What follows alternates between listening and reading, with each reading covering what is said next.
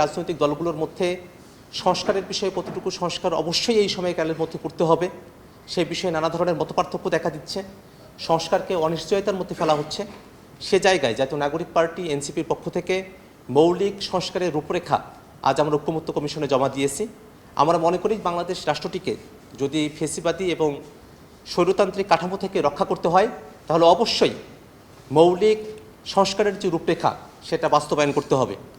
বাংলাদেশে সামনের যে নির্বাচন, সে নির্বাচনের পূর্বেই মৌলিক সংস্কারগুলোকে বাস্তবায়ন যোগ্য এবং বাস্তবায়নের যে পন্থাগুলো আছে সে ব্যাপারে একমত হয়ে নির্বাচনের দিকে অগ্রসরের হওয়ার কথা আমরা উত্থাপন করেছি।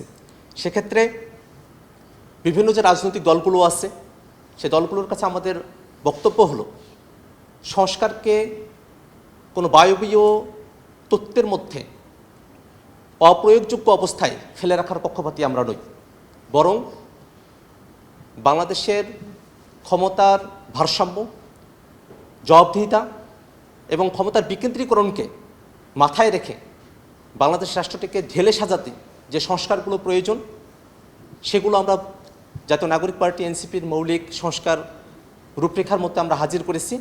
সেই বিষয়গুলো নিয়ে আলাপ আলোচনা হতে পারে এবং সেগুলো অবশ্যই বাস্তবায়নের মধ্য দিয়ে সামনের নির্বাচনের দিকে আমরা অগ্রসর হতে পারি।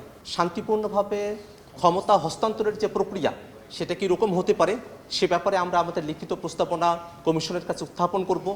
পুলিশ সংস্কার কমিশনের বিষয়ে আমাদের বক্তব্য রয়েছে, আমরা সেটা উত্থাপন করব এবং এই সংস্কার কার্যক্রমগুলোকে কিভাবে বাস্তবায়ন করা যায়, তার প্রক্রিয়া কি হতে পারে সে ব্যাপারে এখনও পর্যন্ত ঐক্যমত্য কমিশনের সঙ্গে আমাদের কোনো আলাপ আলোচনা হয়নি।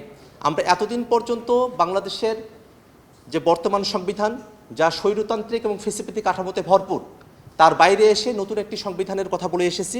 সেই নতুন সংবিধানকে বাস্তবায়ন করতে হলে অবশ্যই গণপরিষদ নির্বাচনের মধ্য দিয়ে একটি কনস্টিটিউয়েন্ট অ্যাসেম্বলি গঠন করে তাদের উপরে অর্পিত দায়িত্ব যা থাকবে তার মধ্য দিয়েই সংবিধান নতুন করে লেখা প্রয়োজন, নতুন সংবিধান প্রণয়ন করা প্রয়োজন। সেজন্য অবশ্যই রাজনৈতিক ঐক্যমতের দরকার রয়েছে। সে বিষয়গুলো নিয়ে আমরা ঐক্যমত্য কমিশনের সঙ্গে সামনের দিনেও আমরা আলোচনা করব। নির্বাচনের সময়সীমা নিয়ে অনেক ধরনের বক্তব্য হচ্ছে। অন্তর্বর্তীকালীন সরকারের মাননীয় প্রধান উপদেষ্টা বলেছেন এবছরের ডিসেম্বর থেকে সামনের বছরের জুনের মধ্যে নির্বাচন অনুষ্ঠিত হতে পারে। আমরা জাতীয় নাগরিক পার্টি এনসিপি মনে করি সরকারের তরফ থেকে বিচার এবং সংস্কার কাজের দৃশ্যমানতা যদি আন্তরিকতা থাকে এবং অপর রাজনৈতিক দলগুলোর সহযোগিতা থাকে তাহলে এই সময়কালের মধ্যেই সেটাকে সামনে নিয়ে আসা সম্ভব এবং নির্বাচন আয়োজন করা যেতে পারে। নির্বাচনের ব্যাপারে জাতীয় নাগরিক পার্টি এনসিপি মনে করে নির্বাচন যে কোনো সময় অনুষ্ঠিত হতে পারে, কিন্তু তার আগে অবশ্যই মৌলিক সংস্কারের যে রূপরেখা সেটাকে বাস্তবায়ন করতে হবে। মৌলিক সংস্কারের রূপরেখা বাস্তবায়ন এবং ফেসিবাদী গণহত্যাকারী আওয়ামী লীগের বিচারকে দৃশ্যমান পর্যায়ে নিয়ে আসার দিন থেকে অল্প দিনের মধ্যেই নির্বাচনের আয়োজনের ব্যাপারে জাতীয় নাগরিক পার্টি এনসিপি জোরারোপ করছে।